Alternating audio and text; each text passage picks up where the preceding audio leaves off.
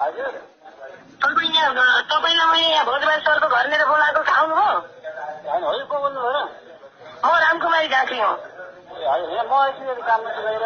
के काममा छ? फेसबुकमा जे पाइ त्यही लेख्ने, तपाईँ यहाँ आएर फेस नगर्ने।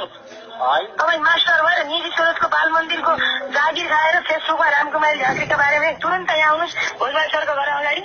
ल आउँछु त आउँला पछि के भयो म काम के आउला पछि आउला कि पछि कि केटा बोलाएर खुट्टा भाँचिन्। ए होइन तपाईँ त्यही गरिदिनु हो तपाईँको उद्देश्य भनेको तपाईँले होइन यहाँ तुरन्त यहाँ मैले भोजराज सरलाई राखेर कुरा गर्छु। अहिले मैले राम्रो मुखले भनिरहेको छु। तुरन्त यहाँ भोजराज सरको घर अगाडि 5 मिनटमा आउनुहोस्।